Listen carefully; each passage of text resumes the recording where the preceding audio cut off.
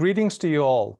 My name is Turkel, and I serve as the chair of the U.S. Commission on International Religious Freedom, or USCIRF. I am honored to be part of this event commemorating the life and legacy of Shahbaz Bhatti. Mr. Bhatti was a close friend of USCIRF. We supported him as a fearless religious freedom advocate, and then worked with him as the only Christian cabinet member in his capacity as the federal minister for minority affairs in Pakistan from 2008 until his tragic death in 2011. In recognition of his effort, USCIRF facilitated Mr. Bhatti's visit to Washington, D.C.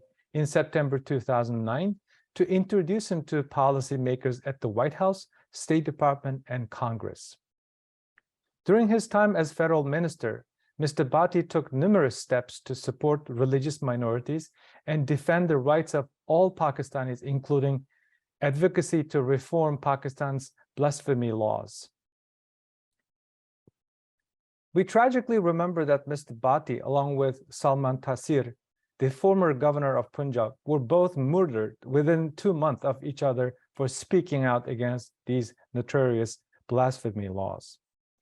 They also championed the case of Asia Bibi, the Christian mother of 5 who spent nearly a decade in prison after being sentenced to death for blasphemy. Because of their shared legacies, Ms. Bibi is free today in Canada. Since Mr. Bhatti's death, violent extremism has increased in Pakistan, and religious minorities remain a target, particularly Shia and Ahmadi Muslims, Hindus, Christians, and Sikhs. Unfortunately, the blasphemy laws Mr. Bhatti fought to repeal still remain on the books. And while civil society and journalists continue to call for them to be amended, they continue to be enforced and strengthened.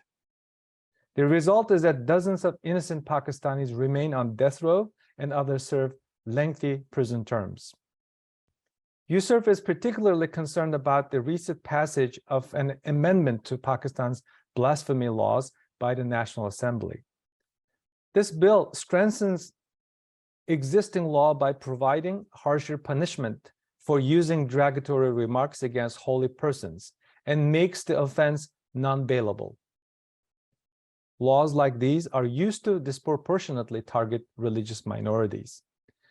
The Pakistani government's toleration of these laws only continues to foster a climate of impunity and embolden religious extremists and their sympathizers.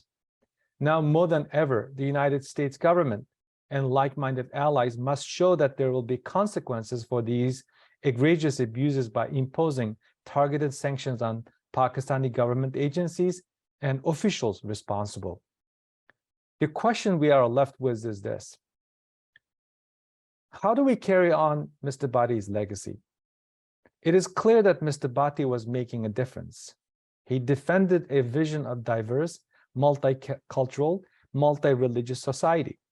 He opposed Pakistan's blasphemy laws as a stark betrayal of that vision, and he paid the ultimate price for his courage.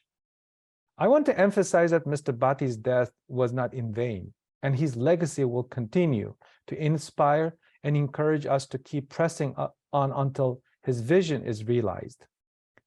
Thank you very much, and I will pass the floor to my fellow commissioner, former Congressman Frank Wolf.